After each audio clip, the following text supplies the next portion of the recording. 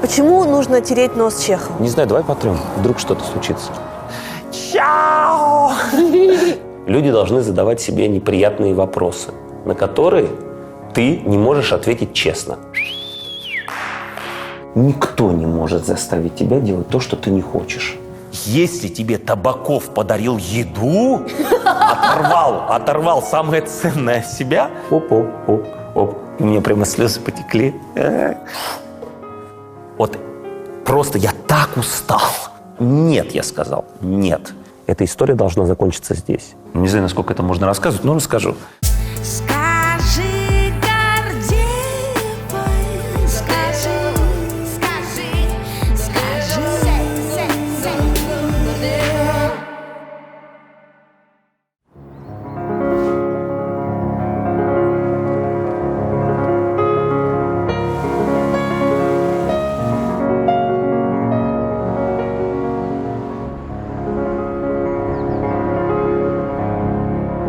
Где мы? Это Томск. Так. Это уже совершенно другая какая-то Это Россия. дичайшая Сибирь. Это прямо Сибирь. Знаешь, как Томск называется? Сибирские Афины. Почему Афины? Ну, так называется, не знаю, Сибирские Афины. Потому что это Афины. Правда, что в Томске больше солнечных дней, чем в Москве? Это боль моя, понимаешь? Потому что, когда я приехал в Москву, ну, все было хорошо, но вдруг я начал осознавать, а где солнце, ребята, где солнце? Мне говорят, а еще в Питере не было. Ну, нет, ну, и реально, тут всегда солнце. А в Москве вот мне не хватает солнца. Это вот единственное, что мне не хватает, это солнце. Вот я почему тебе хотел, чтобы ты увидел вот это здание, но мы сейчас чуть отойдем от него. Вот это мое самое яркое впечатление в 16 лет, когда я вот в зимнее утро вот с этих ворот вошел сюда. Это было после Нового года, типа 5 января. И здесь такой был белый снег. Знаешь, солнце чуть-чуть зашло. И вот я шел, и вот это было такое, понимаешь, здание, оно немножко было где-то в огоньках, Новый год такой. И я такой иду, ну, счастье. Понимаешь, я как будто присоединился к чему-то очень большому. Ну, какому-то вот, понимаешь, как говорил мой педагог один, он говорит, вы учитесь в Томском государственном университете. Зачеркните. Все сидят, первое занятие. В Томском императорском университете. Ты просто еще не успел проехать по городу, мы еще проедем.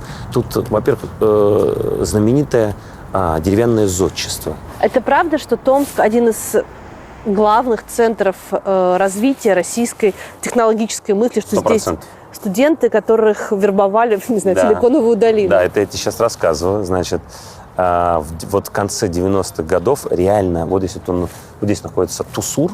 ТУСУР? ТУСУР. Томский университет систем управления и радиоэлектроники. А, это разведчики? Нет, ты что? Ну такие, это IT, да. Кибератака. И кибератака, и все. Вот это откуда. Вот откуда это. Там реально просто вот люди с деньгами, с сумками приезжали, с долларами. Они так открывали. А ты представляешь, вот эти, ты можешь, да, представить, как вот эти люди выглядели? Это вот такая какие-то вот роговые очки, чуть-чуть усики, вот это, понимаешь, такие худые ребята, которые вот такие вот с такой походкой, вот так вот они вот, понимаешь, и вдруг они сдают блестящий предмет, да, и вот им говорят, а им предлагают как раз сейчас вот за, ну там, как по сегодняшним меркам, допустим, за 13,5 тысяч рублей сейчас как раз, если неплохой НИИ, там, понимаешь, ну, к примеру, там, да, там, и тут им сумку показывают, говорят, это вот просто вам подарок, а все остальное будет там, поехали только. И вот билет. Ну, что тут человек сделает? Ну, естественно, он хватает это, вот, и, ну, это было тогда. Это было тогда. А, сейчас Россия встала Ты с колен? что? Конечно. А вообще в Томске хорошо было жить? Слушай, ну это крутой город, на самом деле. Очень современный, какой-то очень молодой. И могу тебе сказать, чем город дальше от Москвы, тем он более развит. Потому что чем он ближе к Москве, тем люди хотят все уехать в Москву. Мы в Томске. Да. Здесь нет снега еще. Но я тебе предлагаю от себя. Ну, правда, от себя Ну, предлагаю. чтобы это было снежный Томск, да? Да, чтобы это был снежный Томск, он же будет снежным. Окей. Ты мне сам говоришь, что Томск – это снег. Да. Пусть будет белый. Белый. Все, выбрали белый.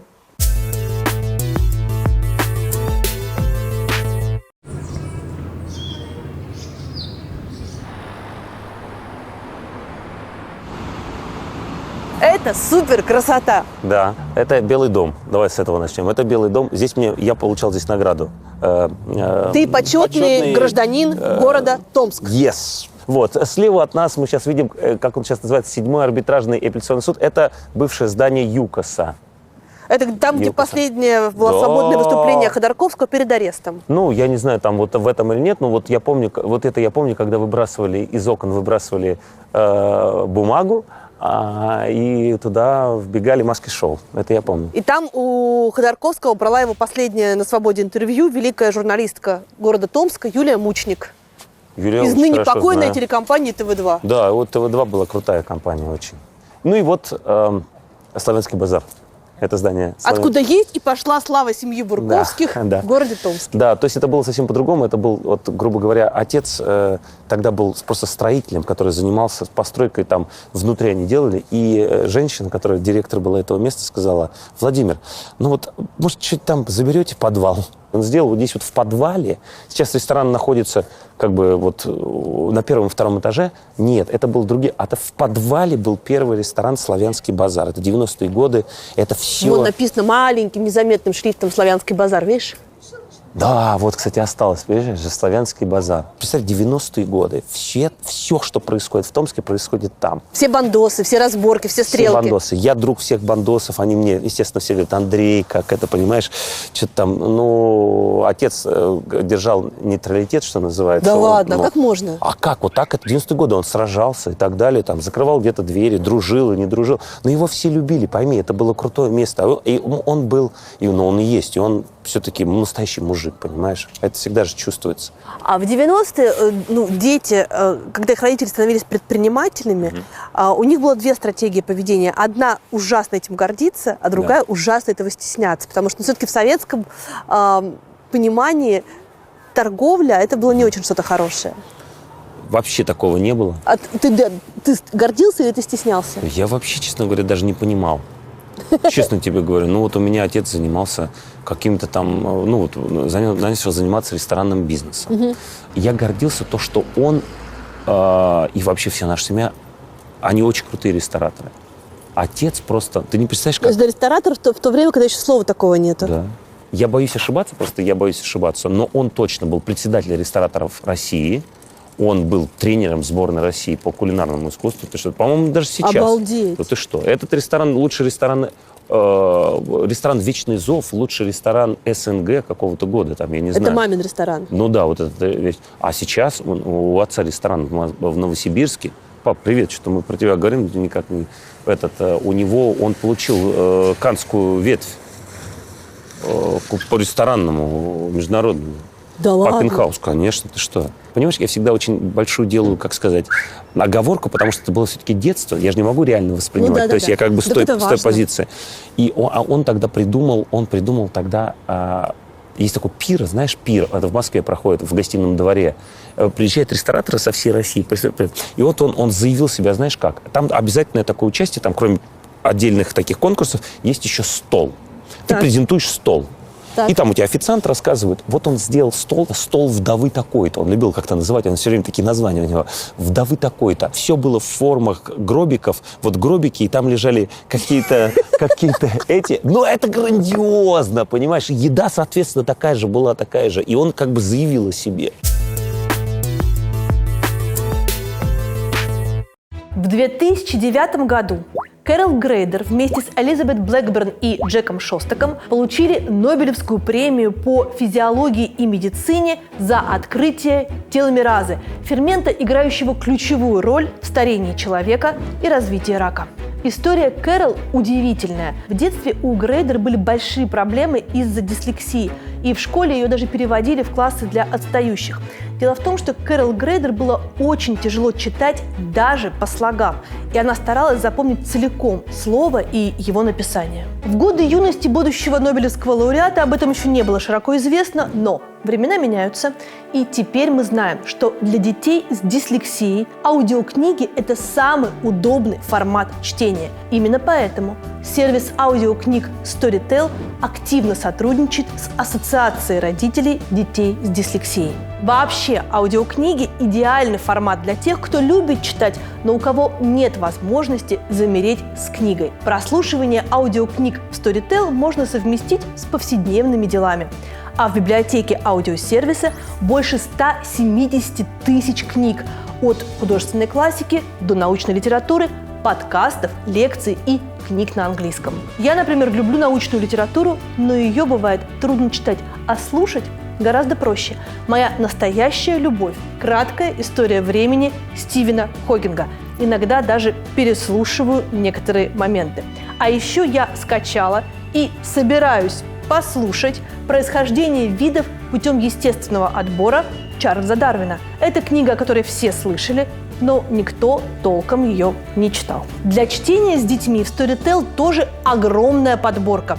Летом, во время путешествия, мы с детьми слушали детскую книгу Бориса Акунина. Было так захватывающе, что пару раз я даже пропускала повороты. Еще в Storytel есть невероятные сказки мастера парадоксов Тоона Телегена. Его торты в Storytel озвучивает Тутта Ларсен вместе со своей дочкой Марфой. Я стоял на пороге. Думаю, что мой папа даже не знает, как выглядят его пальцы ног. А недавно появился аудиоспектакль «Мэри Поппинс возвращается» с Марией Мироновой в главной роли. В общем, выбор бесконечный. И если начали что-то слушать и не понравилось, всегда можно переключиться на что-то другое. С ежемесячной подпиской выбирать и слушать книги можно сколько угодно. В описании под видео ссылка на бесплатную 30-дневную подписку в Storytel для новых пользователей. Переходим, оформляем и получаем небольшой бонус от меня с подборкой аудиокниг. А как можно было оттяпать здание в самом центре Томска, на такой площади, где и Белый дом, и ЮКОС? Смотри, у отца было лишь, в смысле, у нашей семьи было вот там вот Славянский базар, было лишь внизу вот этот подвал. Все остальное это был какой-то полусоветское, какой-то такой, здесь какой-то был, я не знаю, какой-то кружок, ярко-красное такое здание, внизу был ресторан. В 98-м году открылся ресторан, в 99-м открылся ресторан «Вечный зов», и он просто разорвал все, что было вокруг, и он был супер, там было все вообще. Знаешь, как вот в 90-е годы, когда вот проходили там 2000-е, Новые года, все, что вот в городе происходило в «Вечный зов». «Вечный зов» тоже твои родители открывают? Естественно. Конечно. Почему «Вечный зов»? Это в честь сериала? Нет, просто так называется. Ну, «Вечный ладно. зов». Ну, я не знаю, нет, просто так назвали. Трактир «Вечный зов».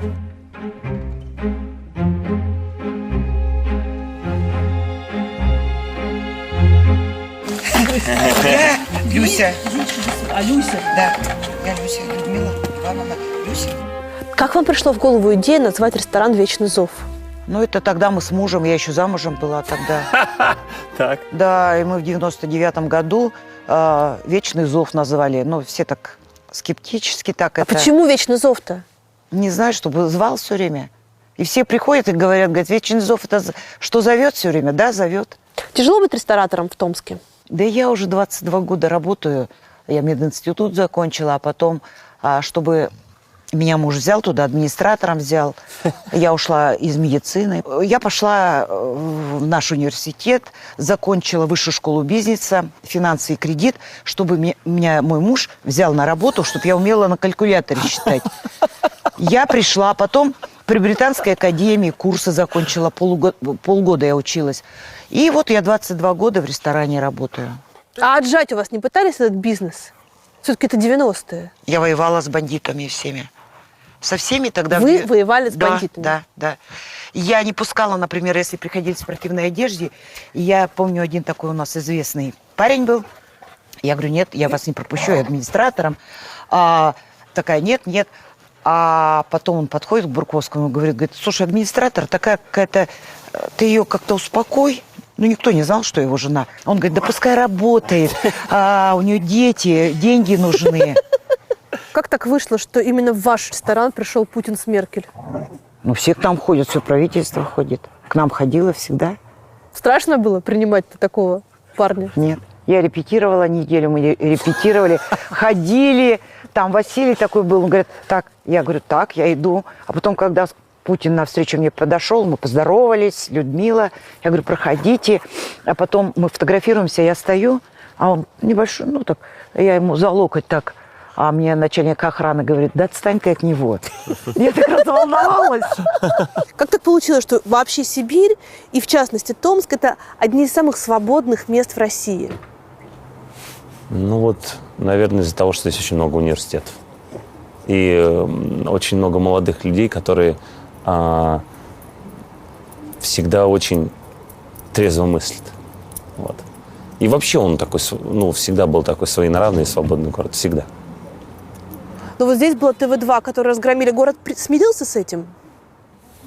Слушай, я не знаю, честно говоря, вообще, вот я уже был так далеко, в принципе, в Москве, но для меня это, ну, как бы было очень странно. Просто телевидение, которое, ну, было очевидно крутейшим просто, ну, крутейшим. Ну и городским, просто очень полезным. Да, конечно, то есть, ну, там даже просто чисто рекламно даже, понимаешь? Мэр, которого, в общем, в городе уважали, находится на домашнем аресте сейчас уже. Ну да. А город будет терпеть?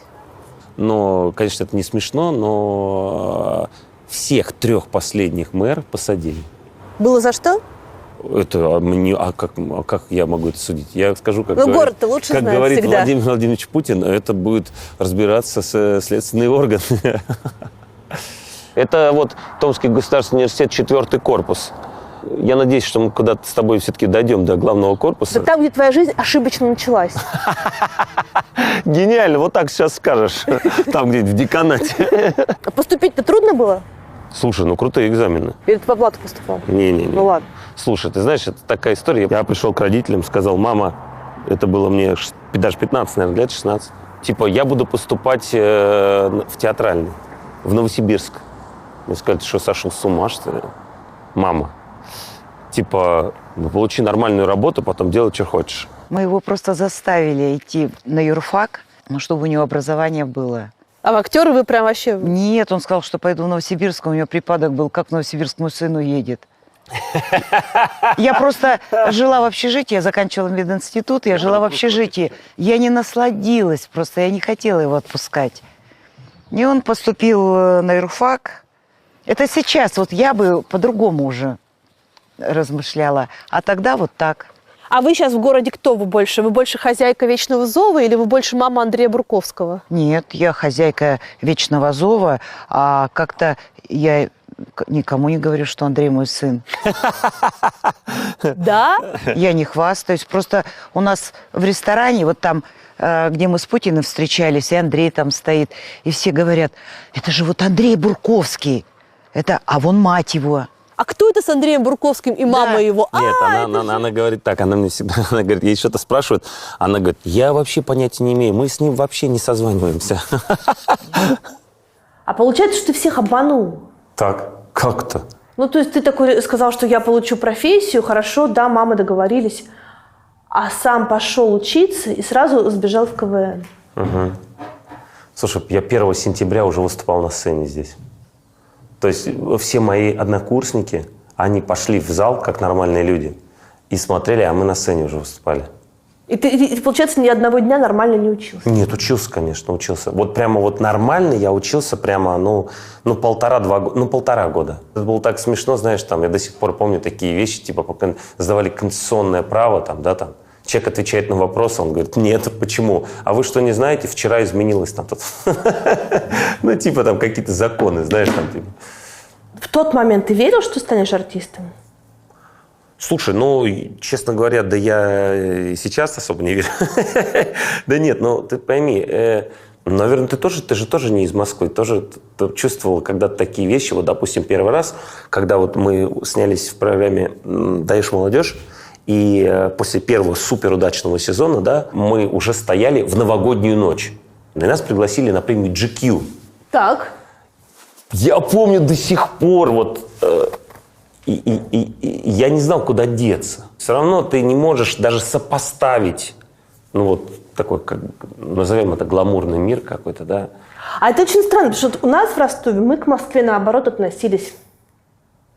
Типа, кто вы такие? Ну, Ростов есть Ростов, ты Да. пойми, это немножко другое. А я жил в Томске, на улице Киевская, 98, все люди города. У тебя очень много будет смотреть. В Томске посмотрят все эту передачу, поверь мне. 600 тысяч? Да, это как минимум, да. И такое название улицы, как улица Киевская, 98, в этом городе знают все.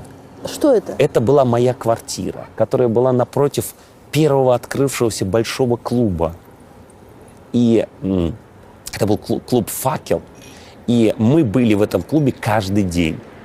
Дома у меня жили какие-то люди, какие-то вечеринки. Поклонники нашего прошлого творчества сделали, знаешь, как в Москве, вот такую табличку здесь. Здесь жил там это. Они сделали Night Club Киевская, 98. Прямо в стену, рядом с квартирой. И я маме говорю, а как люди там будут жить, нормально или нет? И там, конечно, была такая движуха. Когда у нас была свадьба с Ольгой, мы в Томске праздновали, и на следующий день, и на третий день в моей квартире было 40-50 человек, и мы уехали уже в свадебное путешествие, а люди-то остались гулять там дальше. Даже доходило до того, что мы с моим братом приходили, открывает дверь нам какой-то человек, я говорю, здрасте, он говорит, здорово, проходите туда-сюда. Я поворачиваюсь к Сашке, говорю, ты его знаешь? Он говорит, нет, а ты? Я говорю, понятия не имею. Новый год, вот представь, с 31 по 10 у нас жили все. Я помню, там вот у нас был этот, как называется, зал, и там мы положили, знаешь, такие матрасы, поролон. И они, там, пили шампанское, еще что-то, гуляли туда-сюда. Они прилипли к полу, знаешь, от шампанского, как клей. Вот. Но потом, когда Ольга ко мне переехала, людей стало чуть меньше. А это она разогнала? Как Ольга говорит, я еще несколько лет женщинам говорил, что сюда не надо больше приходить. Ой, блин, какой кошмар.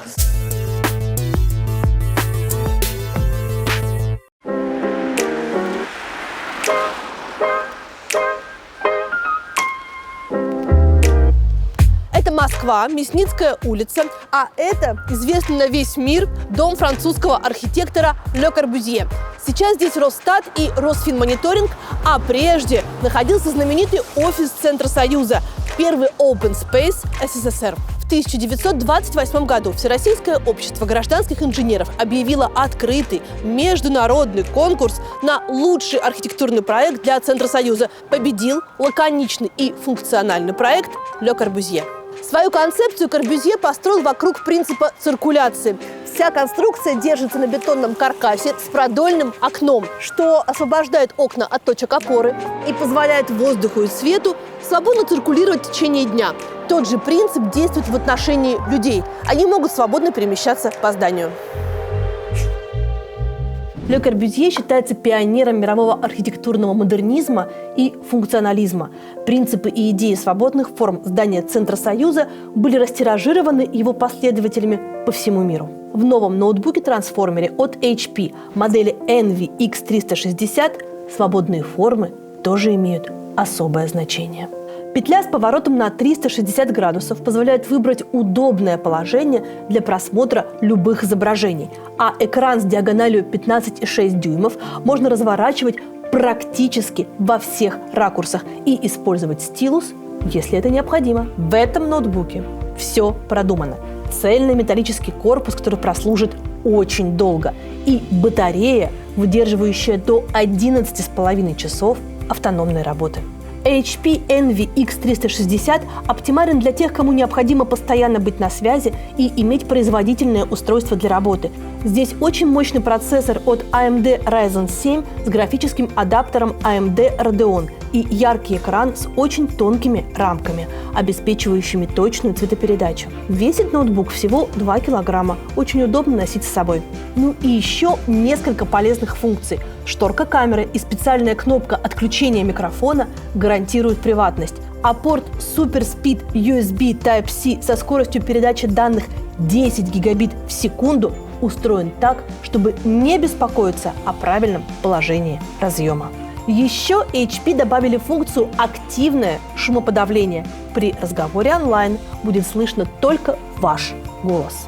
Переходим по ссылке в описании и узнаем больше про новый ноутбук-трансформер HP Envy X360.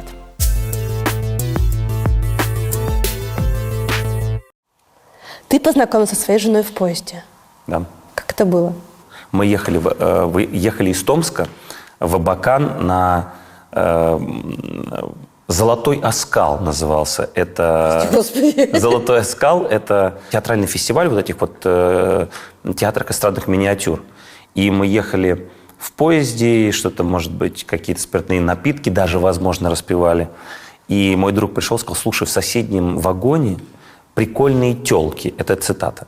Вот. И, значит, мы пошли, и вот там была одна из прикольных тёлок, была моя будущая жена. У Ольги свой взгляд на эту ситуацию. А у нее какой? Но, говорит, я была в спортивках и в каких-то драконах. Это вот что-то такое женское. Какие-то драконы у нее были. Ну, типа, волосы как-то сделаны. Заплетены тогда. Ну, видимо, да. И, говорит, какая я была прикольная тёлка, непонятно. Мы вышли, ее встречали родители. Она ехала из Томска первый раз, возвращалась домой, после сессии. То есть в Абакан. Вот, и мы так познакомились. И потом мы дружили, считай, с 2002 года по 2006. То есть это не любовь с первого взгляда? Нет, наверное, любовь была, конечно, но просто дружили. Ну, прямо была моя подруга. Кореш? Кореш, да, кореш. И? Ну и вот, женился. Не, ну так не бывает. Бывает. Кореш, потом женился. Что-то должно щелкнуть. В какой момент ты понял, что вот это не кореш? У меня было так, в принципе, много романов, назовем это так. Рок-н-ролл. Я же тебе все, у нас был да, рок-н-ролл. все понятно, Был рок-н-ролл. И я все время думал, ну вот, чтобы были какие-то и даже такие отношения, такие достаточно, я думал, такие очень прямо вот вообще там и такие, думал, что все. Ну вот, а вот когда сказать: выходи, будь моей женой, вот как это? И вот кто-то мне сказал: ты поймешь это. Ну, странная фраза, ты поймешь это. И так и было, я это понял. Вот в одну секунду я вдруг понял: она должна быть моей женой. Ну, 100%. И она согласилась? Я же сделал предложение ей на Красной площади. Встал на колено на Красной площади. Ну, человек из Сибири. Человек из Сибири на Красной площади встал: будь моей женой. У вас была одна из самых красивых свадеб в Томске. Это правда? Ну, наверное. Сколько было народу? Ну, человек 100 было. Это много. Ну да. Ну, на моем последнем дне рождения было человек 200. Ну, это тоже Москва. Это уже Москва, да? Да. Слушай, ну прикольная была свадьба, но Ольга всегда сейчас ржет, что, говорит, такую бы прическу я бы никогда в жизни больше не сделала. Ну, слушай, было трогательно. Я приезжал в дом к маме. Самый трогательный момент в свадьбе, когда я вот поднялся на второй этаж и вот увидел Олю там. И у меня прямо слезы потекли. Ну, они меня с мамой уговаривали: давай сделаем выездную регистрацию. Сделаем красиво экибану. Я не знаю, там встанем, как вот в Америке, знаешь, вот на выезде. Я сказал, почему-то, я не знаю почему, но это какой-то был гештальт. Нет, я сказал, нет. Я буду в ЗАГСе, я хочу в ЗАГСе. Но это было прикольно, потому что ЗАГС – это такая какая-то штука прикольная. Ты такой туда входишь, там, идешь так, и женщина вот этих вот такая вот. Андрей и Ольга, понимаешь, это круто, это надо пережить, И она говорит: Андрей, скажите, вы там готовы тогда? Надо ответить «да». И я ответил «да», только я ответил так: «да». У меня перешло, все, понимаешь?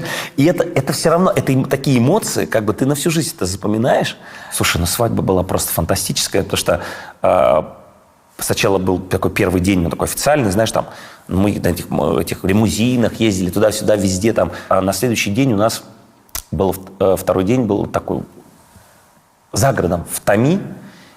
И такая была штука, что Томи, команда местная, всегда вот перед Томи играет дубль.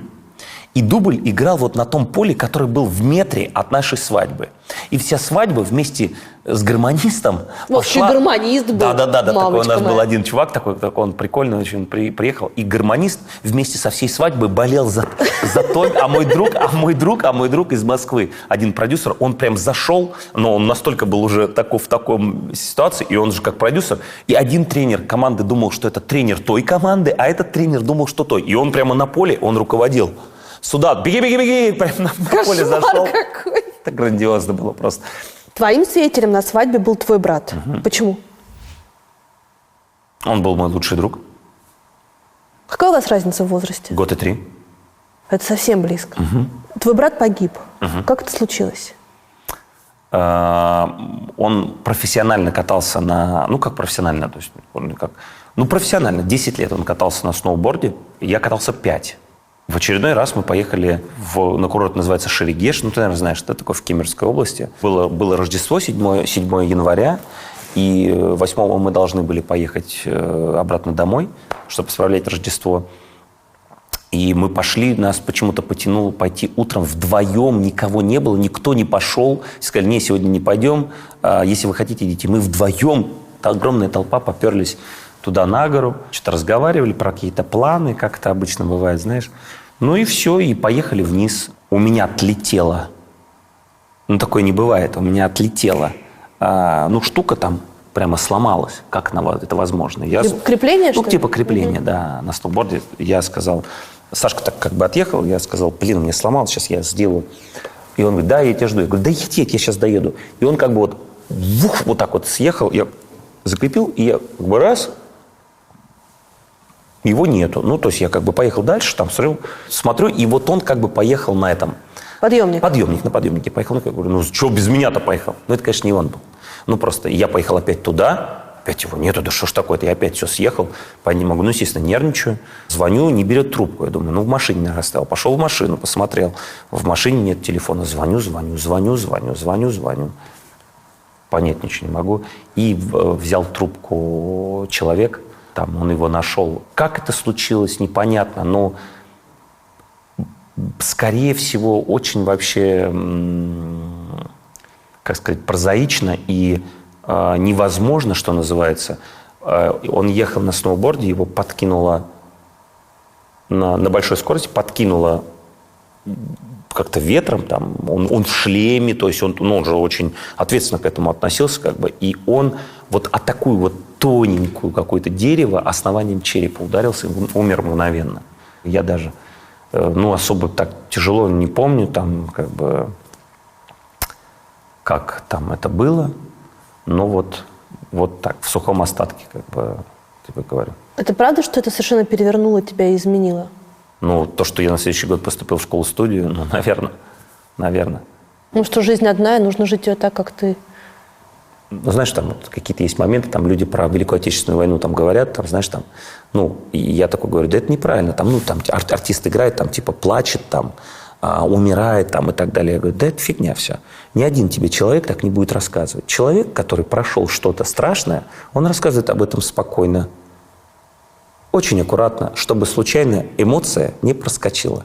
Поэтому я всегда очень аккуратно, как бы, но прошло все-таки много времени, прошло 12 лет с того момента. Все-таки Сашке было тогда всего 23 года. 23 года, молодой парень, понимаешь? Я могу тебе сказать вот такую вещь. Все про меня говорят, что я умею дружить. То есть для меня дружба – это что-то невероятное. То есть для меня как бы дружба – это просто оплот всего. Но так как дружил мой брат, я даже на 10% не дружу. Потому что это была его супергерой, суперспособность. На его похороны пришел весь Томск. Просто весь Томск. Какие-то там, чуть ли не губернатор, по-моему, был. Конечно бы он меня бы поддерживал. И сейчас, я думаю, все отдыхи и все бы проводили бы вместе. С его большой семьей, я уверен в этом. Я говорю, что столько много времени прошло, что все равно не остается трагичности и трагичности нот в этом. Остается только то счастье и та любовь, которая была его ко мне, и моя к нему, мамы и так далее, семьи и всех его друзей к нему. Есть только вот эта любовь и его воспоминания о нем. И то есть, когда есть возможность, конечно, я сегодня я, естественно, не успел на один день, я, конечно, приезжаю всегда к нему там на могилу, она здесь. Я не сижу, понимаешь, не сижу и не разговариваю с ним как бы на могиле. Это все без показух, что называется, понимаешь? Есть такой тонкий момент. Я очень откровенные вещи тебе рассказываю, но я же тебе сказал, все буду рассказывать тебе. Когда у меня родилась дочь, я понял, и я где-то это прочитал, что мужчины почему-то не могут сразу найти себя как бы как отец, как мама. Она же моментально она мама. А отец, вот как бы, здравствуйте, меня зовут Алиса. Типа, как бы ты же не можешь такой, о, привет, и вот у вас какие-то вот отношения. Ты же вот этого человека сразу увидел, ты с ним не был там 9 месяцев, не ходил. И я по-честному себе это сказал. Андрей, дай время. Ну, то есть, как бы, выдохни, не изображай ничего. Вот, я про что тебе говорю. И действительно, там через неделю эти чувства, они как бы пришли, и ты без этого человека, ну, как бы, ты не представляешь, как это возможно вообще, без твоих бандитов, которые, у меня их 2, рыжих бандитов, вот, понимаешь? Потому что это в рыжую масть пошли дети. Да. Рыжая – это папина, получается. Нет, папа черный был. То есть Саша на папу похож? Да. Саша, папа черный, мама черная, Саша черный, бабушка рыжая. Я хотела сказать, как кто рыжий? Это же папа над папой прикалывался, такой рыжий лежу, рыжий, такой ядерно-красный цвет. И папа такой черный, у него такая борода была раньше такая. И его какой-то друг сказал, ну, Вова, ну вылитый ты, только бороды нет.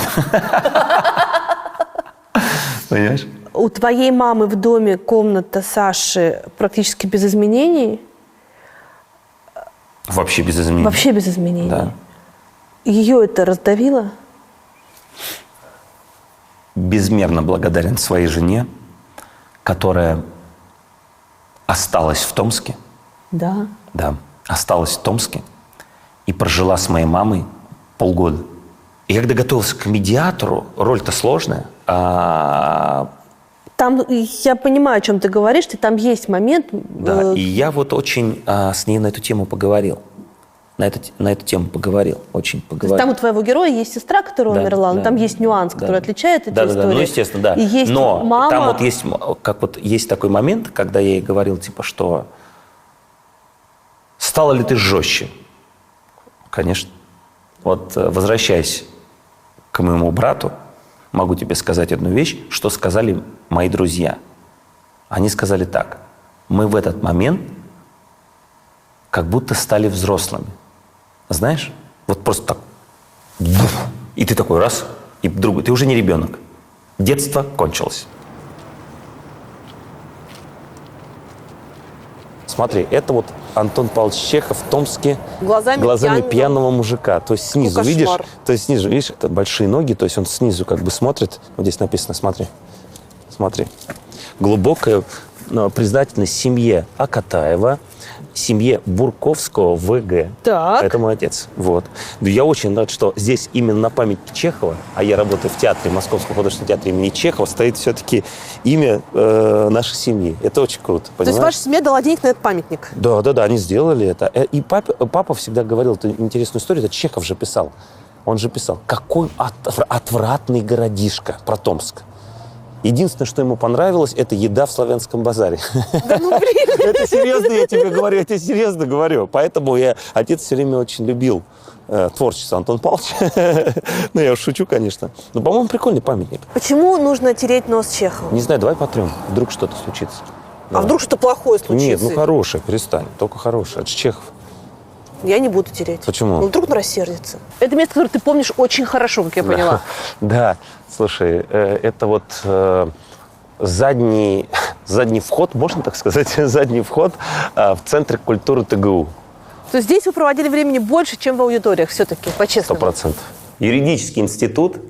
То есть, понимаешь, мы были настолько сумасшедшие, ну вот я, да, что мне было мало то, что мы играли, вот то, что ты смотришь по телевизору, мне было мало. И мы параллельно с нашей командой «Максимум», которая была команда Томска, да, мы юрфаком выиграли все лиги. Красноярск, Петербург, Новосибирск. Все большие лиги, Воронеж там, представляешь? Ну что, святая святых? Точно. Ну вот представь, как он как был, так и вот здесь вот люди так вот стояли в проходе, сидели в проходе, там выглядывали. Вот я до сих пор помню. Слушай. Ну что такое КВН?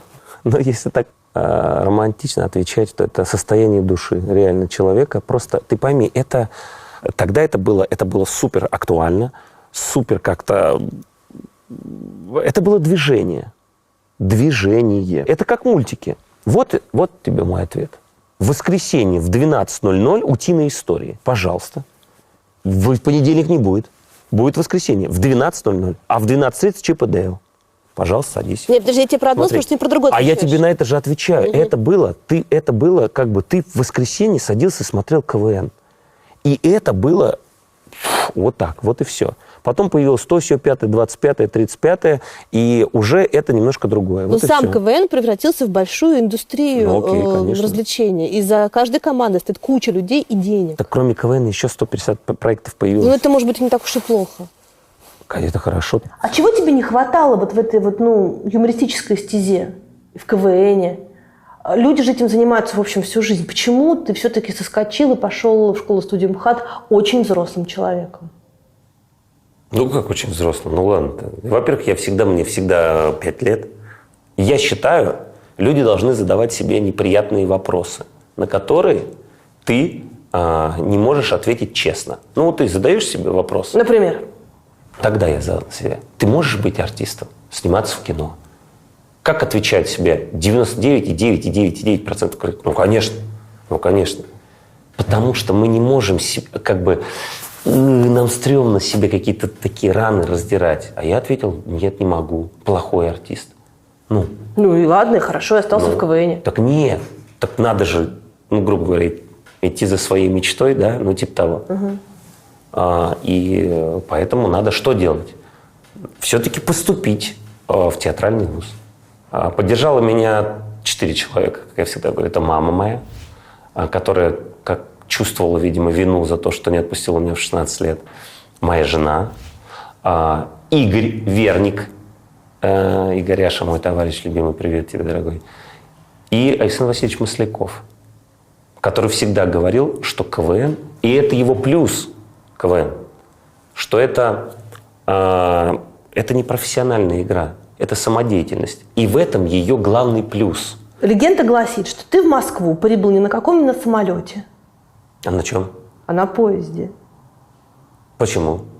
Мне тоже очень странно. Прибыл именно в тот момент какой-то Прибыл, один? да. В тот момент, когда ты переехал прямо. Нет, я прилетел на Но самолет. это же неправда. Нет, Что из Томска очень далеко ехать. 2,5 Дня. Да. Я жене тогда, она еще была не женой, я сказал, слушай, я хочу в Москву переезжать. Поедешь со мной? Она собрала сумку за секунду. Поехала со мной. Ничего, никуда, просто в пропасть куда-то. В какой момент ты сам себе внутренне сказал, что нет, ты больше никогда не будешь шутить на сцене?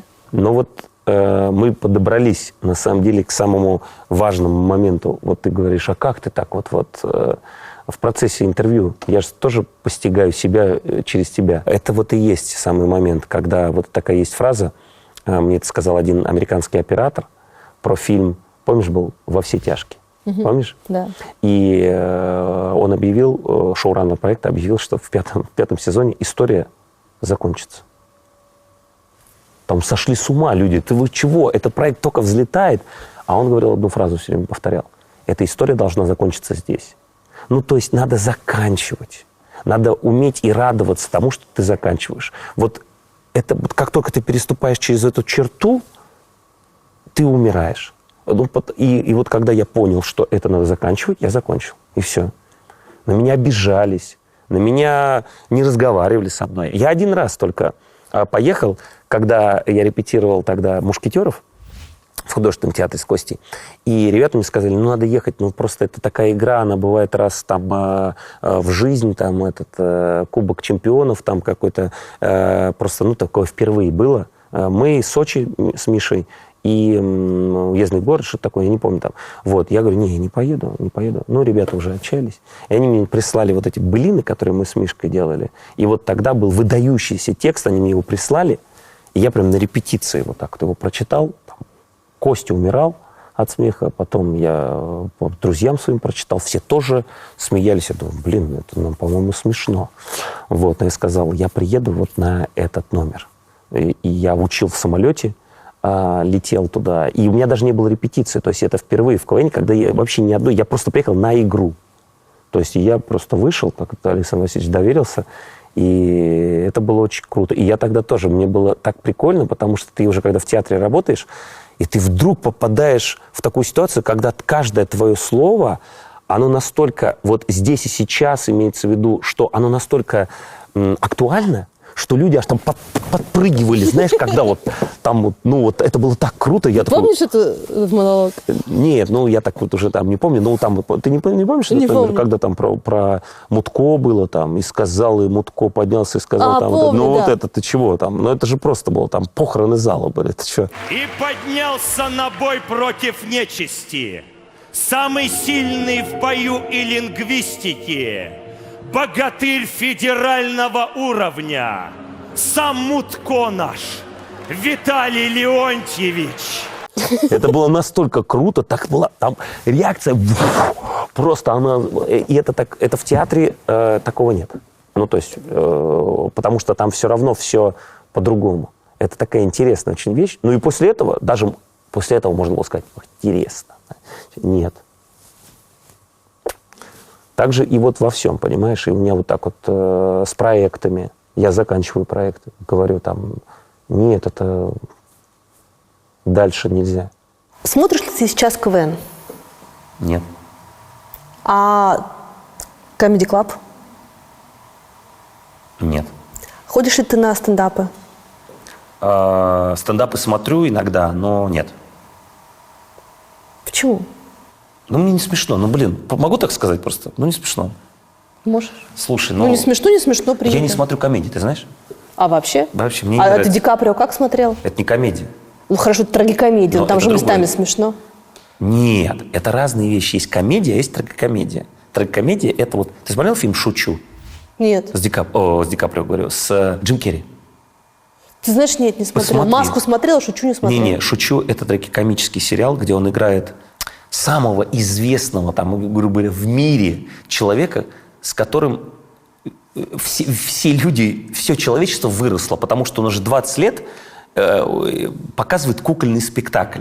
И все страны, грубо говоря, на этом выросли человеки. Ну, я не знаю, какой там пример там. Ну, типа, вот представь этот «Спокойной ночи, малыши», вот, грубо говоря, все дети таратитарира выросли. Вот он такой человек, вот, представь, которого знают все, который огромная индустрия, и вот он такой, и вдруг у него умирает сын.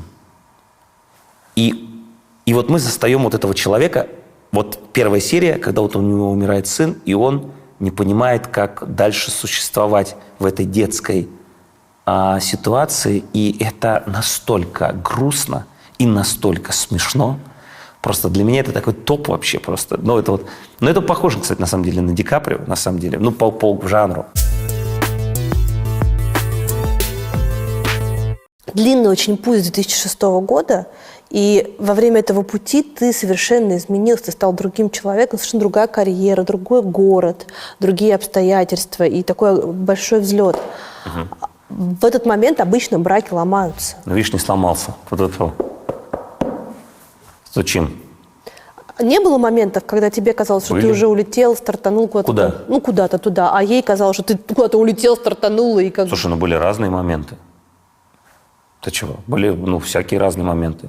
Были моменты, что что-то мы так посрались, и Оля поехала с ребенком отдыхать на месяц без меня. Ну, в смысле, я не поехал. Ну, просто поругались. Такое было. Всякое, это же нормально. Кто первый мирится? Только я. У вас с Пересильд один из самых душераздирающих спектаклей на свете «Солнечная линия», про любовь, которая бьется о то, что люди не могут услышать друг друга.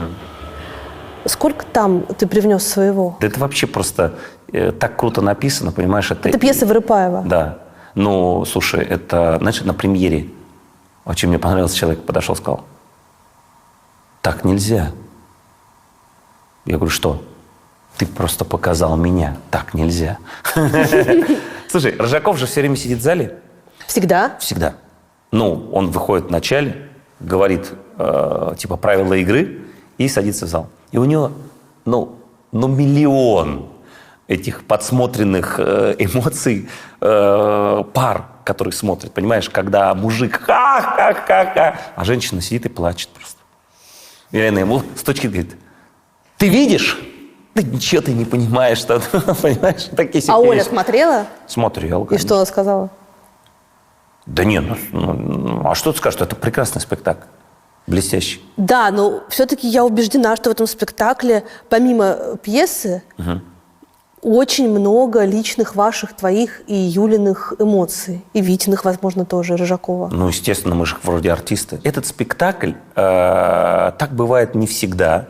Вернее, это бывает очень редко, когда все сошлось. Ну, вот просто так бывает. Мы с Юлей не были знакомы.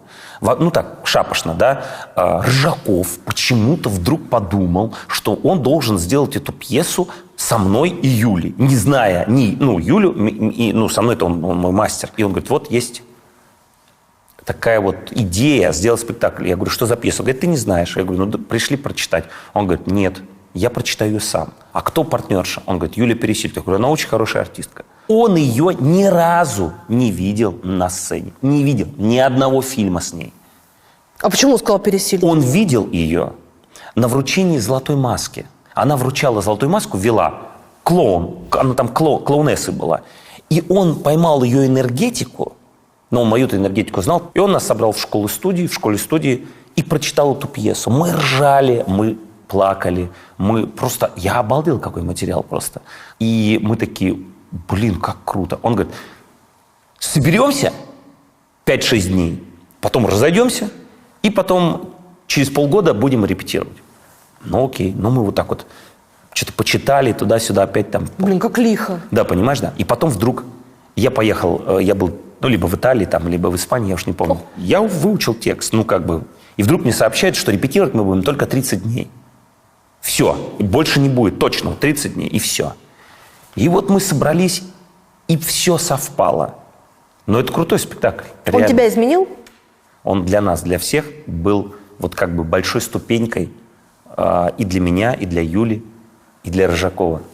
Ваши отношения с Юлей, это же чуть больше, чем просто партнерство на сцене. Вы как раз-таки... Ну, слушай, мы как брат с сестрой уже, знаешь. Мы уже снялись с ней в 3 картинах вместе, понимаешь? То есть... А вам контракт на двоих сразу присылают? Да, я тебе говорю, как Юлька говорит, нас этих аккордом берут, знаешь, это, пакетом. Пакетное предложение. Да, и просто, чуть-чуть анонс. Мы же кино-то... «Солнечная линия». Да, с Борей Хлебниковым. Сняли? Сняли. Ты понимаешь, это же уникальный случай. То есть, не знаю, насколько это можно рассказывать, но расскажу. Это же, понимаешь, это же впервые, может быть, в мировой истории, когда мы играем весь фильм сразу. То есть, без остановки. Ну, естественно, без остановки. Обалдеть. Мы играем. То есть, было 8 дублей. Это круто. Это, как я Юле сказал, это космос. Вот ты уже 1 раз улетела, подожди. То есть это невероятно. А ты был среди тех ее друзей, которые говорили, лети в космос, это твоя мечта? Или среди тех ее друзей, которые говорили, Юль, не надо, не рискуй? Да нет, слушай, это началось с такой как бы шутки. Потом это все шутка переходила в другую какую-то шутку. Что-то прикалывались. Ну а как ее можно запретить-то? Ну как? Мне кажется, в такой ситуации лучше поддержать. Ты относишься к тому редкому типу сибирских детей, детство которых проходило в Италии. Как это вышло?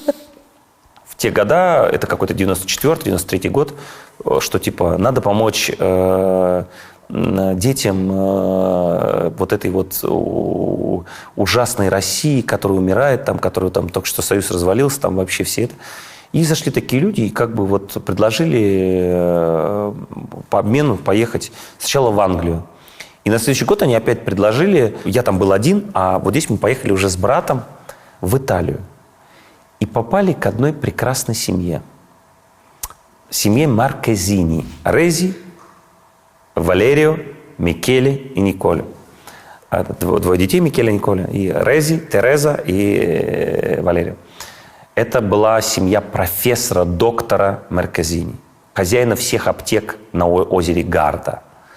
Но это богатые люди. Нифига себе Да, вообще, очень богатые да. люди. И мы попали просто случайно к ним. Я за месяц, простой язык, тогда тем более ребенком, я его просто выучил. И я приехал, и люди, которые 2 месяца учили русский, они выучили привет, кое-как говорили, понимаешь? Я им тут на итальянском «бонджорно», «come stai?» Бонджорно, сеньоры, бегем, Андрей. И они так обрадовались, выдохнули. И вот мы провели прекрасное лето окунулись в вот эту итальянскую жизнь. Ты представляешь, маленькие дети поехали На озеро Гарда, нет, не на озере представляю. Гарда, вот это все жили, все лето. И через год вдруг нам приходит приглашение, просто уже без программы, они нас просто берут и приглашают к себе. Ну окей, мы опять собираемся, едем к ним. То есть они становятся нашими как бы почти вторыми родителями. То есть все лето мы как у бабушки, дедушки проводим у них, понимаешь? На озере Гарда. На озере Гарда. В первую встречу у нас была икра, я привез такую банку черной икры. На следующий год нам приходит еще одно приглашение. Приезжайте опять. И мы опять уже как к себе домой туда и приезжаем. На Гарду, туда-сюда, проводим время. Вот. И потом выясняется, что у Рези рак 4 степени.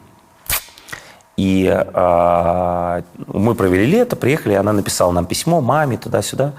И на 4-й год мы не поехали, из-за этого у нее была там химия, туда-сюда.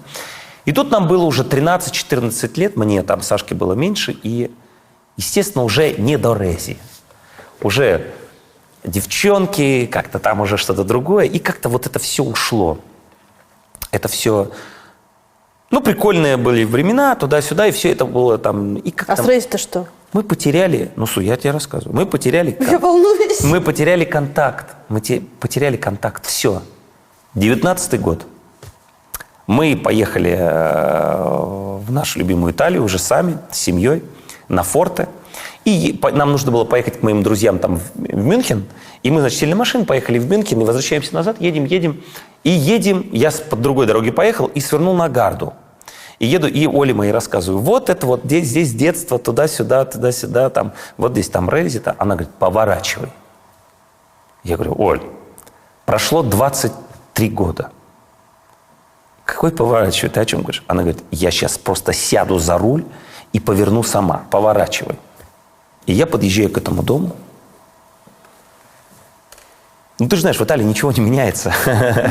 Он как стоял, так и стоит, этот дом.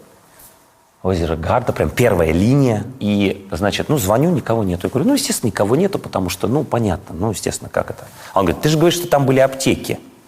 Пойдем в этой аптеке. Мы, значит, дети такие, мам, куда мы пойдем? Блин, да рассказывай уже, я сейчас умру. Слушай, заходим. Она на том же месте. Заходит, там, естественно, молодая какая-то женщина. Я такой, здрасте. Я говорю, это, конечно, все очень смешно звучит. Я тут был 25 лет назад, типа. И эта аптека принадлежала Валерию Маркезини. Она говорит, на меня как на идиота смотрит, Я говорю, можно? Она говорит, сеньор умер. Я, конечно, понимаю, что, естественно, прошло 23 года. Говорит, а сеньора жива. Я такой, у которой был 4-й рак, понимаешь, жива. Я говорю, и она владелец? Да, конечно. Я такой, пошел назад. И она такая, может быть, ей позвонить? И жена моя, звоните. Она говорит, что говорит она там? Говорит, звонит. И она звонит. И она говорит, да. Она говорит, слушай, здесь такая ситуация, пришли какие-то русские, говорят, что они знакомы с вами. 20... Она такая, что? Типа, что? А он говорит, а как, скажи Бурковский. И она говорит, это Бурковский. И я там слышу, Мадонна мия, Санта там.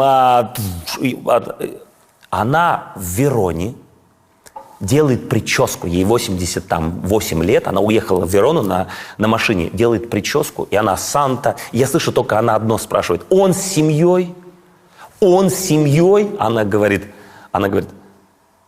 да, он с семьей, жена, 2 детей. А он с семьей, она опять, он с семьей. Я говорю, Рези, я с семьей, Рези. Она не знает, что ответить, говорит, по такой случайности, по такой невероятной случайности, ее сын старший, Микеле, он вообще хозяин этих всех аптек, он занимается, но он тренер и менеджер сборной Италии по по этим лодкам, которые, эти сейлинг, знаешь, и он почему-то в этот год, в 19-й год, не тренируется не в Японии, как обычно, а на Гарде. И она ему звонит, говорит, Микеле, приедь в аптеку. И она мне говорит, он будет через 5 минут. Ну, я такой, как бы, ну, стою. Мы мороженое пошли, взяли. Прихожу, и я вижу, там стоит взрослый мужик, 50-летний. А я его помню, ему было тогда 25 лет. Ну, молодой парень-то, понимаешь, да? Но я вижу, это он. И мы так обнялись. И он как бы, у него сразу, он прослезился, естественно, такой, говорит, это... А сын умер. То есть отец умер, да? От сердечного приступа. А сын умер от лейкемии. А сын, вот этот второй, Николя, он был вообще мэром Гарды. То есть он был крутой чувак, очень такой, он умер вот от лейкемии там или чего. Вот. И он говорит, Рези сейчас приедет. У вас есть час. И как Ольга все равно подъезжаем, открываются эти ворота, и она вот на балкон вышла и кричит оттуда «Чао! Чао!» орет. И дети мы бежали, она так обняла детей, плачет. Увидела меня, я говорю, Рези. Она плачет, обнимает. И она мне говорит, мы пытались тебя найти по всему, ну как бы, но мне Микеле всегда говорил одно. В какой-то день он придет. Он придет, сюда зайдет в эти ворота, он придет, не переживай, он придет. И вот через 23 года я пришел. У нее умер сын, муж, у меня умер брат. И мы, находясь там, вот это было невероятное ощущение, вот, как тебе сказать, вот про что мы с тобой говорили, вот я очутился в ту секунду с моим братом, то есть я эту атмосферу вот просто, я ее просто вот потрогал. Я, то есть, прикоснулся к этому, я увидел все эти места, и моя жена, которая, ну просто она, и дети, которые даже это прониклись этой атмосферой вот этой всей Италии, вот настоящей вот этой вот моего детства и так далее. Я когда вышел оттуда, ну еще в 19 году вышел, я сел в машину, я проехал метр и сказал, Оля, сядь за руль. И сел за руль, и я просто... Вот просто я так устал. Знаешь, как в медиаторе я говорю, я так устал. Вот реально я так устал. Все, меня просто вырубило. Просто вот я вышел оттуда, и как бы я встретился со своим детством. Ну, представляешь, что такое, вот как это все. И вот сейчас мы опять вот встретились, сейчас мы с Рези переписываемся, хихи-ха-ха. Я ей говорю, Рези, дай WhatsApp, у тебя есть WhatsApp? Она говорит, я профессор WhatsApp. Она говорит, и мы с ней переписываемся. Она невероятная тетка, конечно, просто невероятная. А Микеле в этом году выиграл олимпийское золото. Они выиграли впервые, там, за сколько-то лет, они выиграли олимпийское золото в Токио. Ты мне обещал рассказать важные томские словечки. Словечки? Да. Какие здесь у вас есть словечки, которых нету нигде больше? Ты знаешь, что такое виходка? Нет. Виходка – это Мочалка. мочалка. То есть ее никто не называет мочалкой, а называют виходка. Так, виходка, еще что? Мультифора. Это тоже нету такого, что ли? Нету. Мультифора. Нет, у нас мультифора, а у Да. вас файл. Файл, да. Мультифора это как файл, ну, вставляет, который этот... А, куда бумажки? Да. Да, прозрачная такая. Так, Здесь говорит скучно. скучно. Через Ч. Скучно. Не скучно? Ну, это Как? в Петербурге так тоже Да, говорят. в Петербурге тоже Скучно. скучно. Да, Да. скучно. Вы помните, когда вы впервые пришли на его спектакль, и вы поняли, что, ну вот да, он большой артист? Ну, я, во-первых, ходила на КВН, на все спектакли КВН, еще когда он в школе учился. А потом я пришла, а потом на ледниковый период я пришла, смотрела, нервничала, переживала, когда он танцевал там на коньках. А пришла я на примадонны первый раз. Ну, я уж не знаю. Да, примадонны. А ты еще не играл вот эту Главную роль? а ты пастором был. А потом я уже когда-то с Дюжевым играл. Ну, Андрей спрашивает, как? Я говорю, а мне все нравится. Я все спектакли посмотрела. Я была на 80-летие Олега Павловича. Он приглашал меня. И вы с ним познакомились? Ну, Ну так, привет, да. Здравствуйте, здравствуйте. Золотовицким я, когда Да Андрей... это мама, знаешь, она вот так вот пришла, стоит, на первом стоит курсе. вся в Шанели, с сумкой, в шубе в такой, в школу-студию приехала и говорит Золотовицкому: курсе. здрасте, я мама Андрея Бурковского, вот из деревни приехала. Я говорю, из деревни приехала. Я говорю, из деревни приехала. Расскажите, как сын мой учится, что... Он говорит, ничего себе, из деревни. Ну, слушай, Ну, мы сейчас подружились с Золотовицким. Не, ну ты что, Золотовицкий — это вообще мой друг и товарищ. Просто это отдельный номер просто, как мама смотрит мои фильмы и спектакли. Ну, в основном фильмы, и как она... то есть она не может представить, что это кто-то другой. То есть меня все время... Она мне звонит и прям говорит: почему тебя обидели? Вот в этой Нет, я серии. второй сезон «Медиатора» не могла смотреть. Я говорю, я не буду смотреть. Я трейлер посмотрела, там на псих у тебя. Ольга мне говорит, ну, это же не он. Я не могла, я не могла. Я каждое воскресенье у меня я могу... Но это все так роли, понимаешь? Тоже Ди Каприо она смотрела. Но они тебя обижают, ну почему? Ну, это... я говорю, это не я, могу мам. смотреть. А как так вышло, что вы вот здесь все, ты с женой, с детьми, вы вот здесь провели пандемию? Да. Блестяще было. Да. У нас было здесь блестяще. стол стоял. Да, вот здесь мы вынесли стол, мы каждый день и завтракали, и ужинали, да, вот здесь это было очень круто. Тогда погода была в том году, в апреле, 30 градусов было. Мы То есть черные здесь, представь, были. вот здесь был снег, где я там для МХАТа делал, там, я читал Гамлета, вот здесь была, ну сколько, ну вот такая куча выше, да? Оттуда снег с крыши. То есть вот, ну вообще просто выше у нас снег был. Да. А здесь проталины такие, мы здесь сидели, гуляли. И вы не поубивали друг друга? Сколько выпито было, сколько Сколько всего. сделал вон на том мангале мяса, да? Слушай, ну было круто очень, очень круто. Вообще... Мы Пасху, помнишь, отмечали, в 12 часов сели, отмечали, всем подарки. Я Пасху не праздновал никогда в жизни. Я никогда, клянусь тебе, никогда в жизни с детьми не делал. Они каждый год делают яйца. А в этом году я с ними сам делал яйца, понимаешь? Это Да, вообще... стряпали. Потом из Вечного Зова привезли там Пасху, куличи. У детей у всех были в корзинках, там прямо яйца были.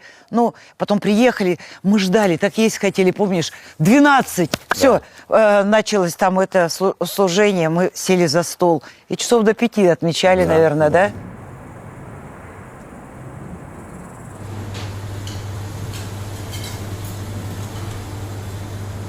Так, вот Вечный Зов. Вечный зов? Видишь, фонарики зажгли. Да ладно, это все к нашему приезду? Да. А вот ты сейчас, кстати, сможешь оценить. Нас Чего? будут встречать круче, чем Путина. Я не знаю, давай посмотрим. О! Здрасте. Вот это да! Женщина в белом. Здравствуйте. Здравствуйте. Это любимый официант Андрея. Не побивал. Ну, рассказывай. Сало собственного производства и самогон. Вообще. На пшенице и на кедровых орешках. Пожалуйста. Так, пожалуйста. А мы выживем? Ну, давай, скажешь. Я скажу, если я выживу, кстати. Хотя обижаешь. Куча людей, которые приезжают в Москву, ужасно стесняются своего провинциального прошлого, своих близких и того, что вообще у них их окружало и окружает дома. Ты? Да, Нет. наоборот. Да. Почему? Ну, а что стесняться? Ну, это же как бы, это же я, это же...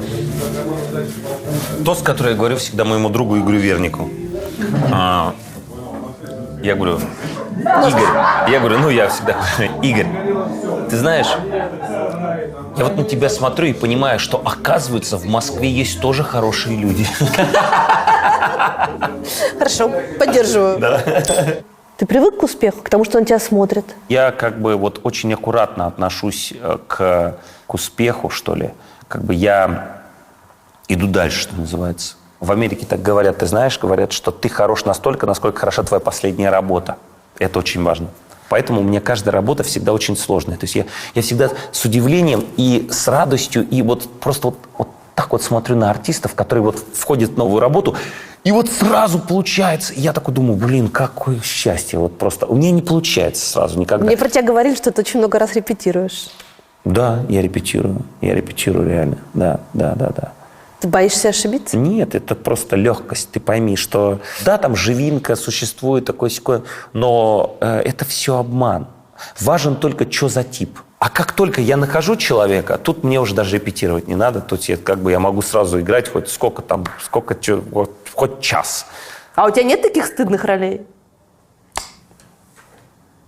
Да я так себе не думаю, что это... Каждая какая-то роль, она, наверное, была там важная. Знаешь, там даже я снимался в одном проекте, так была такая какая-то маленькая роль. Я просто в один из моментов вышел там просто кофе попить. И встретил Крыжовникова, который меня увидел, сказал, это реально так, просто мы пили кофе, он сказал, о, так ты должен у меня играть эту главную роль в «Звоните Ди Каприо». Да. Прикинь, вот и все. Ну вот, даже ради этого можно было там сниматься. Есть режиссер, который разделил твою жизнь на до и после. Это Жора Крыжовников, в миру известный как Андрей Першин. Но на самом деле судьба самого Андрея это судьба человека, который очень долго ждет своего успеха. Да. Как вот это ожидание успеха трансформирует личность? Когда ты про себя знаешь, что ты можешь, а судьба не дает тебе ни одного шанса. Слушай, это вот на самом деле ты подняла сейчас такую тему классную. Наверное, это только сильные люди могут выдержать вот это вот время, когда ты можешь, но не получается, можешь, но не получается, можешь там. И потом когда-то ты так вырастаешь. Вот чтобы это очень трудно. И я очень рад, что Андрей все-таки смог, вот, как бы он ждал, и потом, и сейчас, мне кажется, он один из лучших режиссеров в этой стране, и он супер талантливый, и у него будут впереди очень крутые проекты, и в этом абсолютно. Имея в виду вашу дружбу, да, ты считаешь, что свои новые проекты он будет тебя звать? Ты ждешь этого? Значит, смотри, вот есть одна очень такая черта, которая есть во мне, и которую я постоянно всем говорю, это очень важно. Что больше всего я не люблю, вот больше всего на свете, это когда человек становится в плену обстоятельств, таких как жена, друг, еще что-то, когда он не может сказать «нет». И поэтому я считаю, что если Андрей меня позовет, то только за мои профессиональные способности, а ни в коем случае не из-за того, что я его друг и товарищ. А зная Андрея, это 100%, потому что вот кто-кто, а он очень разделяет. То есть этот человек, который может, это единственный, по-моему, режиссер, который в нашей стране, один из, ну там, может быть, их 2-3, не знаю, 2, который может уволить оператора, потому что оператор не справляется. В основном 99,9% режиссеров дотянут до конца. Раз будут силиться с оператором, ну как, его выбрали, ну вот его надо, ну там это. Нет, он его уволит. Это человек, который скажет, нет, нам по сценарию это красный BMW, не синий. Ну просто красного не было, ну вот синий президент, нет, это нет. Это красный BMW. Это красный BMW. Понимаешь, это важно, потому что это действительно уровень бескомпромиссности в разумных разделах, в разумных, ну, как бы масштабах, понимаешь? Возвращаясь к вопросу о судьбе, ты считаешь, что судьба долго тебя помучила? Слушай, знаешь, вот это такой интересный вопрос, мне все говорят, ну вот у вас так все безоблачно, знаешь, там вы там вот, у вас все, вот то, что вы беретесь, получается. Я так не считаю. Я так не считаю, ты долго ждал. Да, я живу по принципу, который когда-то мне сказал мой мастер, друг, очень близкий человек, Виктор Анатольевич Ржаков. Он говорил так, в жизни должно быть все неправильно и долго. Олег Павлович Табаков. Так. Кто этот человек для тебя? Я всегда говорю, что Олег Павлович отец родной. Слушай, но я могу рассказать тебе историю вот такую. Значит, Олег Павлович пришел на первом курсе, на мой первый вот как бы показ наш. И он как бы отметил меня там туда-сюда. У меня было тогда как будто он отмечает? Много этюдов. Ну, просто он смеялся, что-то там, я не знаю, сказали, Табакову-то очень понравилось. Ну, там на кафедре обсуждали там это. И, грубо говоря, на втором курсе меня приглашает Константин Аркадьевич Райкин к себе. В театр? Просто поговорить. Значит, я пришел в театр. И вот я пришел, и Константин Аркадьевич пригласил меня в театр, говорил туда-сюда, там, ну, это так я перелистываю, такой невероятный разговор, который мне предлагал какие-то это, я ему благодарен, я с ним дружу до сих пор, он потрясающий артист, режиссер, художественный руководитель, создатель большой очень. Я очень хотел к нему, но он мне сам сказал: Андрей, но ты учти, тебя позовет Табаков, и ты согласишься. И буквально прошла там неделя, месяц, я забыл уже про это там типа. И вдруг мне звонят: Табаков хочет с тобой встретиться. Ну, я пришел. Ну, вот мы 2 часа разговаривали с ним. Что он говорил? Ну, он был в трусах, там как там Ну, сидел ладно. из себя, типа вот, что-то переоделся. Ну, вот, мы разговаривали обо всем. Кто я, кто он. Он рассказывал случай, как он приехал в Москву, как он просто, вот мы просто 2 часа разговаривали о какой-то ерунде. И потом он мне такой: быстрыми шагами идешь, Андрей, ну, как бы сказал мне. Ну, он как-то поверил в меня. Ну, то есть, как бы, ничего не обещая. Он поверил, давал роли и так далее. Ты знаешь, Олег Павлович, он всегда давал шанс. Всем. Абсолютно. Тут вопрос такой: сможешь ли ты воспользоваться этим шансом? Лучшее сравнение, чем Олег Павлович, в шутку, Олег Павлович отец родной, ну, не может быть, понимаешь? Потому что он отец родной во всем, понимаешь? То есть, как он пришел на ревизор, потом сказал: давай обсудим это. А я пришел к нему, он говорит: ты неправильно начало играешь. Я говорю: а как надо? Он говорит: и он показал, понимаешь? Он Прям показал? И я понял. Вот, понимаешь? Ну, сейчас можно объяснить. Он имел в виду, что он смотрит на них. Кто, сука, сдал? Вот начало. Это еще до слов. И он смотрит на них. И ты так стал делать? Да, это дает толчок сразу. Ну, там была у нас другая тема, как бы там. Но это в том числе дает такую, как бы, энергию. Ну, очень крутую. Или как он принес мне хурму. Я там ввелся в какой-то спектакль, он принес, он пришел и хурму мне подарил. Типа. А как мне сказали потом: если тебе Табаков подарил еду, оторвал самое ценное от себя, это уже вообще. Или как он пришел на первый мой спектакль, и я вдруг его увидел. Господи, зачем он пришел? И он говорит: ну ты как? Я говорю: честно говоря, я очень волнуюсь. Он говорит: ну, мой родной, на твоем месте я бы вообще обосрался. Понимаешь? И ты как бы так раз сразу, и как бы легко тебе. Ну, когда Табаков в зале, это же Это было очень круто. страшно. Нет, это было круто. Это было круто. Он пришел на ревизор, все таки: Табаков в зале, знаешь, там все. Табаков в зале. Ну нет, просто все. И типа там: я пригласил вас, господа, с тем, чтобы сообщить вам пренеприятное известие. Все так. А это как бы должно быть смешно, там, уже скоро, как бы зал. И вдруг он, там, какой-то момент смешной, реально, какой-то человек сделал, и он так. И он просто, и такие. И это так было. То есть он прямо взял и туда энергию просто пустил, и все таки фух, и бах, пошло. Это был один из самых больших таких крутых спектаклей. Он просто это взорвал. Он обожал артиста, слушай. Он смеялся. Моя первая премьера в Амхате, в «Сказке», была одновременно с премьерой в школе-студии. То есть в 12 я играл в школе-студии свою первую премьеру, а в 7 спектакль. Вот. И на прогоне был Табаков. И я молодой вообще парень, понимаешь? Ну, ты представляешь, какой уровень у меня там глаз уже просто сейчас взорвется. Я думаю, я просто буду идти за своей партнершей, за бабушкиной Крис.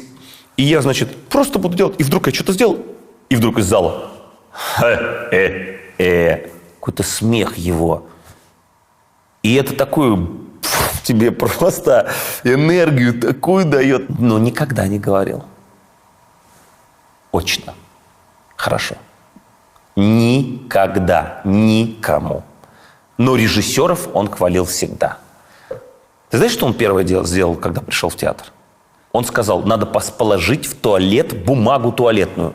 И сказали: так, Олег Павлович, так своруют. Значит, положите столько, чтобы своровали и осталось. Понимаешь? Это вот и есть подход. Это вот подход, понимаешь? Это вот в этом весь Олег Павлович. Понимаешь? Потому что артисты, как он говорил, должны зарабатывать не только на хлеб с маслом, а хлеб с маслом и с икрой. Он хотел, чтобы мне квартиру дали. Но потом это все дело прикрыли, ну, там, поменялось все. И он хотел мне квартиру, и он, такое письмо было составлено, там, типа, там, туда-сюда, и он подписал: «Помогите Христа ради, Табаков». Куда-то в мэрию? Ну да, типа Собянин, типа помогите Христа ради. И подпись. Класс. Да, это... Олега Павловича нет уже несколько лет. Новое руководство. Я знал, что ты начнешь.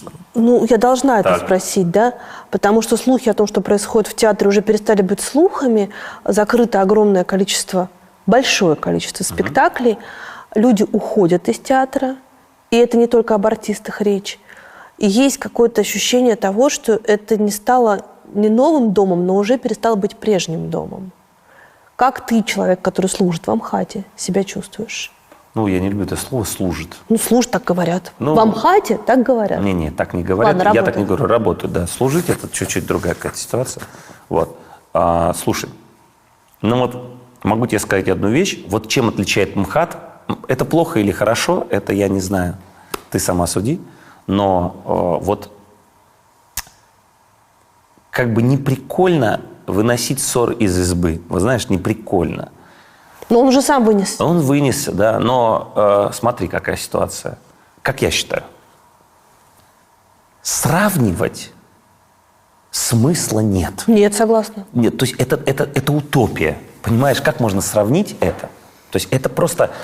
То было грандиозно, и это закончилось. Но тебе в театре как? В театре в каком смысле? Типа как в театр-дом? Там, Да. туда-сюда? Ну, слушай, это сейчас другой театр. Ну, как бы он абсолютно другой. Это другое тебе нравится? Детство, когда нас вот так вот ручками Олег Павлович держал и мог решить любой вопрос, главное, чтобы было творчество. Знаешь, ребята, творите. Вот этого вот нету. Поэтому я как бы к этому отношусь сейчас немножко по-другому. То есть у меня есть там спектакли, я играю их. Вот. Я играю у Сергея Васильевича в спектакле «Бег». Главную роль там, ну, одну из главных ролей, да. Я получаю там от этого удовольствие там и так далее. За эту там роль я получил определенные какие-то там награды, там, знаешь, там и так далее. Вот я это играю. Я надеюсь, сейчас я в этом году буду репетировать там, ну, не буду загадывать, буду репетировать. Ну, то есть, как бы театр-дом вот в нынешней ситуации, то есть, как бы, наверное, сложно. У меня в этом году снялось только 3 спектакля. Ну, слушай, спектакли, которые были, ну, просто на разрыв, понимаешь? Но я воспринял это как... Мужественно. Да, нет, я такой, ну, как бы, да, спектакль, видимо, должен уйти этот. Ну, окей. Посмотрим, что будет. Я тебе скажу вот так. Вот труппа Московского художественного театра – самая интеллигентная труппа, которая только существует. Артисты художественного театра настолько самодостаточные, вот просто самодостаточные, что они вот, пожалуйста, мы даем вам шанс. Понимаешь, как обычно бывает в театре? Вот что-то случилось в каком-то там, и сразу начинается все там Вот просто... твой учитель и твой друг Рыжаков возглавил «Современник», Да. сколько ему пришлось пережить? Ну ты представь, вот такого в Амхате никогда бы не случилось. Просто люди, кто вот не согласен, просто берут и уходят. У тебя не было идей уйти из МХАТа и, например, пойти в «Современник», где работает человек, близкий тебе по духу? Для чего мне уходить из МХАТа? Я могу и так пойти в «Современник», если меня и Виктор Анатольевич позовет на спектакль, я с удовольствием туда пойду. С Вот удовольствием. это прям свобода какая. У меня вот этот вот вопрос, он у меня как бы центральный в моем мироощущении. Вопрос свободы. Но я просто боюсь на такие темы разговаривать, потому что у нас люди же не воспринимают все нормально, там, как бы, а начинают сразу коверкать ситуацию. Вопрос свободы, понимаешь? Кто мне может что-то там указать? Работаю я в Амхате, не работаю. Слушай, ну вообще ты артист, и что? артисты люди подневольные. Да я не подневольный артист. Я не подневольный. Я дорожу своей свободой. И если тебя что-то не устраивает, бери документы, уходи. Ты чего? Это вообще такой вопрос. Это во всем. Никто не может тебя ограничить в свободе. Никто. Это мое глубочайшее просто заявление. Никто. Это невозможно. Ограничить в свободе себя можешь только ты сам. И в этом большая проблема. Потому что у нас не цензура в основном, а самоцензура. Я тебе серьезно говорю. Потому что цензуры, никаких указаний нет. Но почему-то там продюсеры с каналов занимаются самоцензурой. Вам кто-то что-то говорил, что-то запрещал. Нет, просто вот мы сами, ну, как понимаешь, да, вот это главная проблема. Потому что мы сами вот себе, вот в театре, вот было собрание, вот я тебе говорю, было собрание, закрытое, да, вот про нее там все писали. Я встал и сказал, как думал. Что ты сказал? Ну, я могу это озвучить. Сергей Васильевич, я к нему очень хорошо отношусь. Вот он стоял так, я ему сказал все свои претензии к нему, к нынешней ситуации. Я сказал это все в лицо. И если я как бы пойму, что я полностью как бы не согласен, ну, как бы, с ситуацией в моем любимом театре, то я просто отдам документы, выйду оттуда и скажу публично. И все-таки ты ушел из театра. Начали, хорошо. Ты ушел из театра, почему ты принял это решение и что теперь будет с тобой? Слушай, ну вот последняя наша с тобой встреча закончилась совсем по-другому, да, я никуда не собирался. Ну, попытаюсь объяснить. На самом деле, мне кажется, ответ очень прост. Ты знаешь, я просто хотел быть с собой честным. Вот и все. Что тебя не устраивает? Не устраивает? Не устраивает просто... Слушай, на самом деле, мои партнеры очень много мне так спрашивали. Ну, во-первых, я хочу сказать, что я даже тебе сейчас начинаю рассказывать, как-то я думал, что это я тебе так просто скажу, я сейчас начинаю как бы говорить, тяжело, и мне, говорить? У меня как-то это сразу... Сколько ты лет в театре? 10. 10. Ну, просто это, понимаешь, это же не просто как бы театр, понимаешь? Это же, я сейчас не утрирую, это прям реально как бы мой дом. Я просто понял, какую штуку. Есть так много всего интересного, знаешь, и я встретился с Сергеем Васильевичем и сказал просто по-честному, сказал, что я вас слишком уважаю как человека, как режиссера, как художника, чтобы быть нечестным с вами и сам с собой, понимаешь? И, ну, как бы, хочу оговорить, знаешь, какую тему? Это очень важный момент. С любого спектакля уходят люди. Это такая, знаешь, метафора. С любого спектакля уходят люди. То есть, вот ты думаешь, ой, какой классный спектакль, такой тонкий, такой сякой-то. А бабки реально какие-то, ну, я утрированный, да? Они встают и говорят, да что ж, ни хера непонятно, там туда-сюда, раз уж. Или, наоборот, какой-то дичайший антреприза, знаешь, ты сидишь, думаешь, мама дорогая, а все шик-шик-шик, какие-то тонкие люди, понимаешь, хоть с любого, это 100% я это знаю, с любого спектакля уходят люди. Поэтому искусство субъективно. И то, что я сейчас говорю, относится конкретно ко мне. Никому еще. Я никого не агитирую, ничего не говорю, что это плохо, потому что это неплохо. Потому что это такое, а я так, ну, не я вообще, а это такое, а это сякое. И у всех есть свое. Это конкретно мое. И я говорю про то, что, на мой взгляд, как бы в моем понимании, это не мое. Ну, то есть, современный театр, как мне кажется, он немножко другой. Ну, лично для меня. Я хотел быть просто честным. Ну, то есть, у меня как бы тот ресурс, как бы, который я, знаешь, который я такой вот энергией заложил, и как бы, вот, как мне кажется, вот такой очень правильный. Знаешь, для меня театр, я с этого сейчас начал, что театр для меня – это семья. Ну, просто вот по-настоящему семья. И, по-моему, очень глупо, когда в семье ты вдруг начинаешь кривить рожей. Ну, как бы, тебе там это, вот это. Ну, это плохо. А всем остальным в семье нравится. Ну, к примеру. Ну, может, кому-то не нравится, не знаю. Ну, судя по тому, какое количество артистов сейчас ушло из театра, ну, слушай, там не всем в семье нравится. Это я, знаешь, это уже там дело каждого артиста. Просто, ну, это глупо как-то воротить, там, знаешь, лицом и типа, ну, вот так. Ну, как мне кажется, честнее просто сказать, слушайте, я всегда с вами, как бы, ну, я вот. А спектакли ты будешь продолжать играть? Если позволит. Я люблю свои спектакли. Я очень их ценю. И если мне разрешат это играть, с удовольствием. Что я точно, как бы, вот я не боюсь. Как мне кажется, мне наоборот сейчас как бы такая свобода, знаешь, какая? Ну, я так для себя лично сделал такой поступок, который, наоборот, мне как бы сделал меня более свободным. Не в плане там работы, времени, в смысле там, или это, а другое. Никто не может заставить тебя делать то, что ты не хочешь. Это очень важная фраза. Это прям очень важная фраза, про которую мы очень часто забываем. Потому что никто не может заставить тебя делать то, что ты не хочешь. И никто не может тебя заставить быть несчастливым человеком. Ты должен делать то, что ты хочешь, и тогда ты будешь счастлив.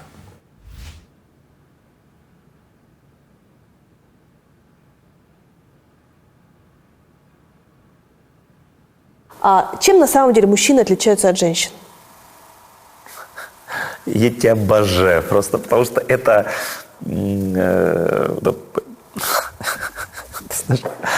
Ну, слушай, это просто очень сложный вопрос. Чем? Да. Тем, что она женщина. В хорошем смысле этого слова. Я говорю, что так прекрасно быть женщиной и так прекрасно быть мужчиной. Я просто про сейчас ситуацию, которая происходит, я ее просто не понимаю. Человек свободен только когда он внутренне свободен. Как только начинаются вот эти вот то, что... Ну вот там... Это вот какие-то дискриминации. Это только твоя внутренняя несвобода. Я не понимаю, как я сейчас снимаюсь в кино, я там все время про это говорю. Про новую этику. Я говорю, я не понимаю новую этику. Вот это вот как бы без вины виноватый, знаешь, вот это, когда у тебя нету презумпции невиновности, да, когда человека... Человека-мужчину, в смысле? Любого человека, там, человека-мужчину или человека-женщину можно расстрелять просто... Ну, в данном случае, там, допустим, я вот говорю сейчас про... как этого человека, который играл у нас в «Карточном домике». Кевина Спейси. Кевина Спейси уничтожили. Вот даже о том, что я сейчас говорю это очень осторожно, это именно то и есть, понимаешь? Потому что прилетает из-за чего-то, непонятно из-за чего. То есть такая тема очень острая сейчас. Как бы я ни сказал, понимаешь? Все, что я не сказал... Может быть обернуто против тебя. Да, я тебе говорю, это так странно вообще. Может ли президентом России быть женщина? Может, конечно. Ты бы хотел этого? Я не против. А на что бы это повлияло? Да ни на что бы не повлияло. Это как бы было бы просто по-другому. Выбери, пожалуйста, милосердие или справедливость? Милосердие? Не знаю. Милосердие? Правда или безопасность? Ну, в этой ситуации я бы, конечно, сказал правда, но я тебе хочу сказать, что эти два понятия для меня вместе не, ну, как бы они не соотносятся. То есть ты имеешь в виду, что если правда, то не безопасность. То есть если безопасность, то неправда. Я иногда думаю, что иногда бывает ложь ради как бы вашей безопасности, но... Брехт. Сосед ученый Галилея был Галилея не глупее. Он знал, что крутится Земля, но у него была семья. Да. Мне кажется, на каждом доме это можно теперь повесить. Можно написать. Можно написать. Слушай, ну, наверное... Да я не знаю, слушай. Знаешь, как этот такой прикол с $1 миллион? Я люблю это задавать. Такой, знаешь, когда... Что бы вы сделали, если бы нашли $1 миллион в аэропорту? Ну, просто вот сумка с $1 миллион. Вот что бы сделали? Вот как люди отвечают? Ну, там, я бы отдал. А я бы там забрал. Ты бы? А я говорю вот что. Я говорю, никто из нас не знает, что бы он сделал. Потому что $1 миллион сейчас с тобой нету. А когда ты берешь эту сумку, вот тут и начинается самое интересное. Понимаешь, очень легко рассуждать о вот таких вещах, находясь сбоку. А когда ты в этой ситуации как бы... И поэтому я тебе почему говорю, что про милосердие, потому что я готов вот просто как бы принять любой поступок в этой ситуации. То есть я его могу оправдать. Театр или кино? Театр, кино. Театр, кино или семья? Ну, так нельзя. Ну, как это... Я не отвечу на этот вопрос. Не смогу. Просто потому, что произнести театр вместо семьи невозможно. А произнести семью, и, конечно, я тебе отвечу, семья, но это все равно будет немножко, неправда. Нет, ты скажи, как чувствуешь. Семья и работа. Чего тебе не хватает для полного счастья? Быть до конца внутренне свободным. Но я понимаю, что есть моменты, когда я, и потом очень переживаю из-за этого, когда я где-то внутренне не свободен. И это ужасно. Спасибо.